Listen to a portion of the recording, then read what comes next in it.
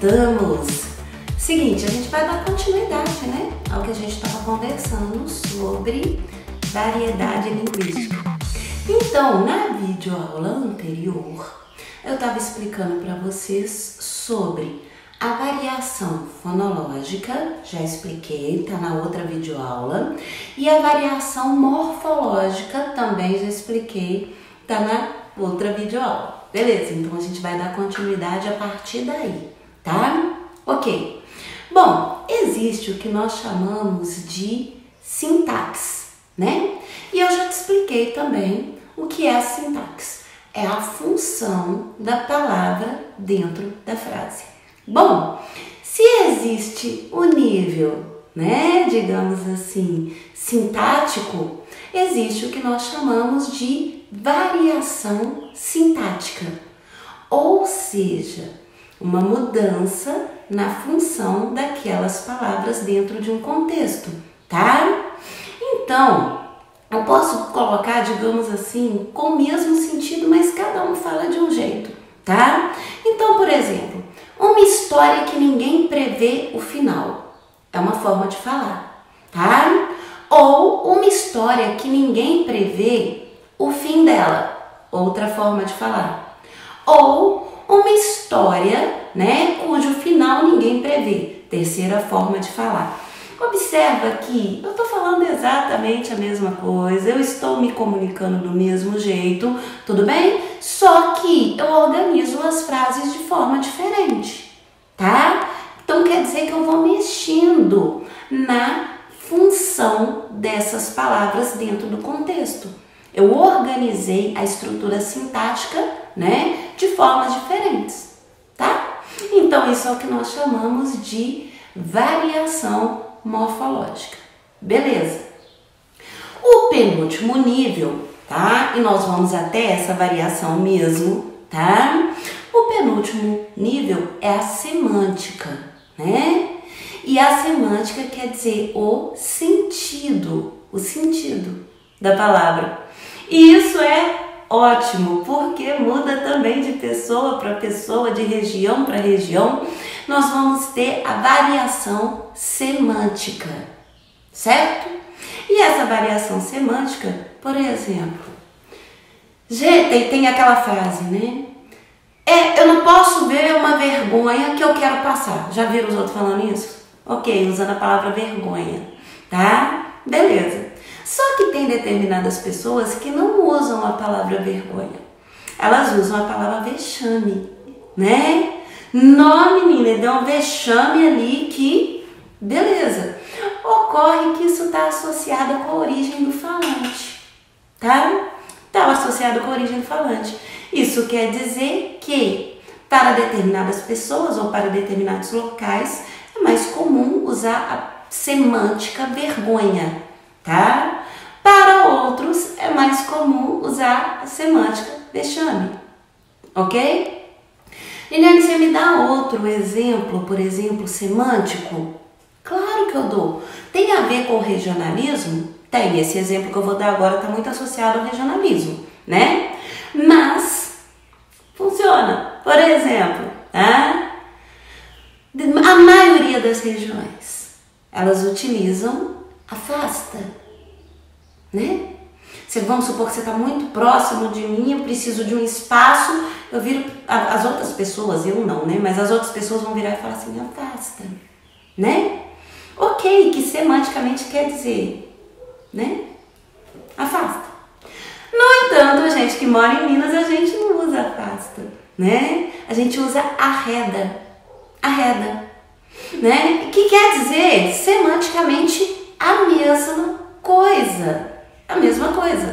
Mas se você estiver muito próximo de mim e precisar de um espaço, né? Como eu sou mineira e eu trago esse regionalismo na minha fala, eu vou falar arreda, né? Que semanticamente é a mesma coisa de afasta. Então, observa aqui, tá? Nós temos aqui um quadro e esse quadro está associado aos tipos básicos de variações, tá? Que estão relacionadas aos níveis gramaticais, certo? Então, Então a gente vai ter a variação fonológica, a variação morfológica, a variação sintática e a variação semântica, que estão associados aos níveis que estão lá no gráfico da primeira videoaula sobre esse assunto, certo? Beleza. Bom, estava eu falando para vocês sobre essas variações. Eu falei que varia de pessoa para pessoa, falei que varia, digamos assim, de região para região. E não é uma questão aleatória, tá, gente? Tipo assim, é uma assim, outra assim, outra assim. Não é bem aleatório, tá? E eu não sei se você se recorda, eu comecei essa aula falando sobre os pilares. Sobre os pilares. Ou seja, esses pilares que conduzem a nossa forma de falar, tá? Então, por exemplo, um dos pilares, tá? Que influenciam e faz com que não seja aleatório é a questão socioeconômica. A questão socioeconômica é um pilar, tá? Isso quer dizer o quê? Pessoas que possuem a condição socioeconômica mais elevada, tá? Tendem a possuir um padrão na fala. Liliane, e esse padrão na fala é próximo da gramática? Dentro do possível, sim, tá? Elas tendem a produzir menos barbaridades. E quando eu falo barbaridade, é por causa de um erro chamado barbarismo, tá? Liliane, como assim, tá? Explico. Isso tem a ver com a questão de oportunidades, tem a ver com a questão de estudos. É isso. Simples assim, tá? Então, pelas oportunidades, essas pessoas têm mais acesso ao conhecimento. Então, isso influencia na fala. Então, por exemplo, uma pessoa, né, que tem acesso, por exemplo, a estudos gramaticais, como vocês têm, né? Elas têm um domínio maior, por exemplo, sobre o pronome. Então, elas vão usar, digamos assim, de forma mais gramatical o pronome, vamos pôr dessa forma, né? Ok? Uma tendência. Então, esse é um dos pilares, o socioeconômico. Segundo pilar que a gente tem é o que nós chamamos de influência familiar. Isso não é aleatório. Não é aleatório. E quando eu falo família, eu queria que vocês entendessem que eu estou falando, que pode ser a família tradicional, como pode ser pessoas que moram juntas, ou seja, eu estou falando do convívio intenso. Do convívio intenso, tá? As pessoas tendem, tá, a falar de forma similar. De forma similar. A gente tem uma tendência, a assimilar, por ouvir bastante, a assimilar a fala daquele local ou daquelas pessoas, certo? Ok? Então, a gente tem essa influência também. Na primeira videoaula, eu disse a vocês que eu sou itabirana, né? Que eu nasci em Itabira. E saí de lá muito nova, saí de lá eu tinha 5 anos. Mas eu disse a vocês que eu mantenho marcas na fala, né, da região de Itabira por causa dos meus pais. Isso é uma influência. Ou o caso do meu irmão, por exemplo. Meu irmão nem nasceu em Itabira, mas ele tem a fala bem marcada por causa da influência dos meus pais. É isso. Então isso também não é aleatório. Não é aleatório. Certo? Ok? Diversas vezes dando aula e eu perguntando, tem alguém aqui que é de outro estado? E a pessoa fala, eu sou, né? E eu pergunto assim, olha, mas engraçado, você não tem um sotaque tão forte. E a pessoa vira para mim e fala o seguinte, mas é porque meu pai e minha mãe eram mineiros, né? Então isso interfere na fala dela, não é aleatório, certo? Um outro pilar também, o regionalismo. Esse é muito forte, o regionalismo. Por quê? Porque dia a dia a gente se comunica, Então a gente está sobre, né, influências do estilo de falar daquela região, tá? E quando aquilo, digamos assim, a gente vê aquilo ali, aquilo é diferente da gente, até nos causa uma certa estranheza. Mas o regionalismo, ele é muito forte. Mas quando a gente fala regionalismo, tá? É bom deixar claro também que não é aleatório. Existe um padrão, existe um motivo, tá? Então, por exemplo, Minas. A gente tem que lembrar, né? A gente precisa ir um pouco na história. Eu prefiro ir na parte da literatura, que está associada à história, mas enfim, né? A gente tem que lembrar que quando terminou o ciclo da cana-de-açúcar, né? Que era a época aí do barroco, tá? Do barroco não, perdão. Do quinhentismo e, né? Digamos mais ou menos por aí, né? E o ciclo da cana-de-açúcar estava fechando, vamos pôr dessa forma, tá? E aí vai surgir, né, o arcadismo. Houve uma mudança de polo, né, econômico. Isso quer dizer que, tá, o ciclo da cana-de-açúcar estava se extinguindo ali e já se iniciava o ciclo do ouro, né? E esse ciclo do ouro, né, os bandeirantes vieram contornando as montanhas, seguindo os rios, aquelas coisas todas, e caíram aqui em Minas. E isso interfere na nossa fala. É claro que sim. Tá? Além do que, Minas é um estado, digamos assim, menos aberto, vamos pôr assim, né? Do que, por exemplo, o Rio de Janeiro. O Rio de Janeiro já é um estado mais aberto. Então isso interfere no regionalismo deles, tá? Nós não, né? Nós temos uma influência menor. Então, como a gente tem uma influência menor, tá? Digamos assim, o nosso regionalismo, ele demora para mudar, E existe regionalismo dentro do próprio regionalismo, tá? Eu não preciso te dizer que, por exemplo, é clássico, já virou meme, tá na internet, é biscoito ou é bolacha, né? Pra gente que mora em Minas, a gente fala biscoito. Bolacha pra gente é aquelas de padaria, alguma coisa assim, né? No entanto, tá? Se você, por exemplo, mudar de região, eles vão falar bolacha. Paulistano fala bolacha. É engraçado, né? Pra gente é engraçado ver isso, né? Do mesmo jeito, por exemplo, que pra gente é uma diferença muito clara e nítida entre sorvete e picolé. Eu abri a boca, você já me entendeu perfeitamente. Se eu falo, vou tomar um sorvete, você entendeu? Se eu falo, vou tomar um picolé, você entendeu? Você sabe que a gente tem essa diferença. Mas o paulistano não, tá? Quando eles vão tomar um picolé, eles falam sorvete. Para eles, o picolé é sorvete. Liliane, um sorvete é o quê? Sorvete de massa. Que pra gente soa de forma estranha, né? Bem diferente.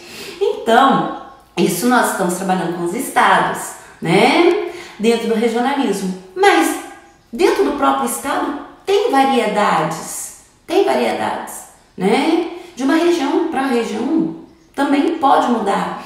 Então, por exemplo, vocês me viram falar, né, que eu uso AK, porque a região de Itabira fala AK, né? E é Minas, né? No entanto, todavia, contudo, né, de cidade para cidade, isso ocorre também. Eu achava muito interessante determinadas marcações. Por exemplo, quando eu fui trabalhar, né, numa cidade chamada Caratinga, eu achava muito interessante como eles falavam sobre a cidade.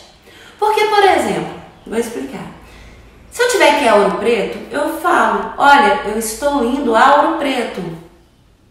Para mim, essa construção é normal, tá? Como para a região aqui é normal. Se eu tiver que ir a Viçosa, eu falo, eu estou indo a Viçosa. Essa construção para mim também é normal. Quando eu fui para lá, quando eu fui para trabalhar lá, né, eles falavam o seguinte, eu vou no Caratinga. Eles usavam no. Eu custei a acostumar com essa marcação deles. Eu vou no Caratinga, tá? Por quê? Porque é da região. Então também não é aleatório. Basicamente, todos os nativos ou pessoas que vivem há muito tempo nessa região vão falar dessa mesma forma. Não é aleatório, tá? Pra mim era estranho, mas não é aleatório. Então, observa que Caratinga também é Minas. Então, dentro de Minas, nós temos várias. É engraçado usar isso, vai ficar tão feia essa construção, já vai ficar melhor agora. Nós temos diversas variedades e elas não são aleatórias, certo? Então, nós temos o regionalismo aí.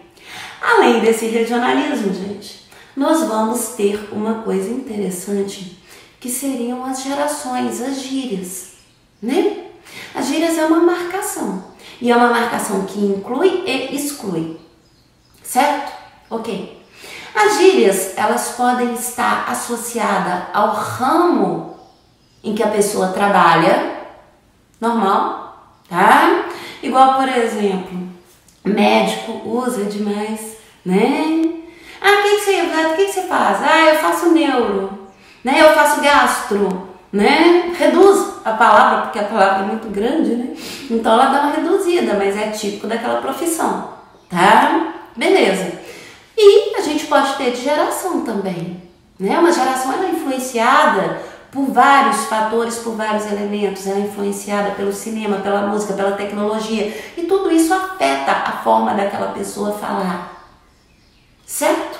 Ok? Beleza. Então isso é uma gíria, ok? Então isso também interfere.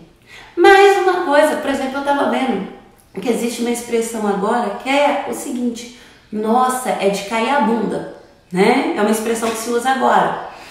Na minha época não tinha essa expressão, a gente não usava isso, tá? Quer dizer, mudou. É claro que a gíria mudou.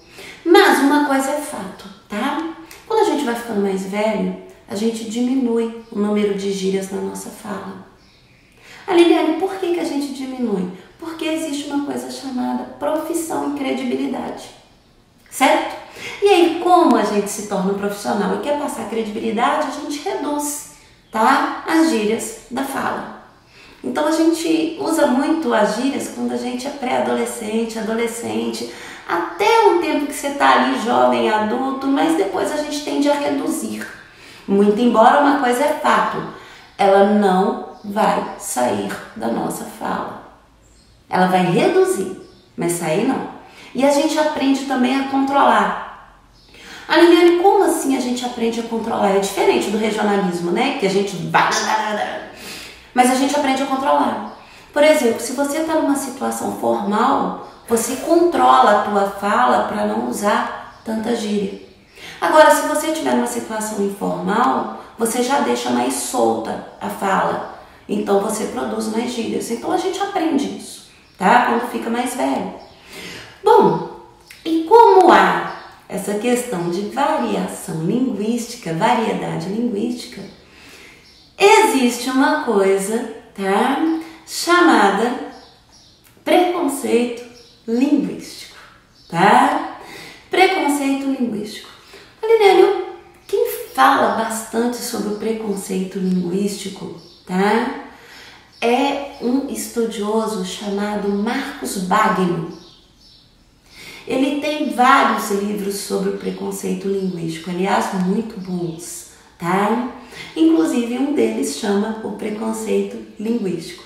A língua de Eulália, tá? Que já é uma versão mais, digamos assim, para quem está iniciando os estudos, tá? E são muito interessantes. Seguinte, o preconceito linguístico, ele ocorre por quê?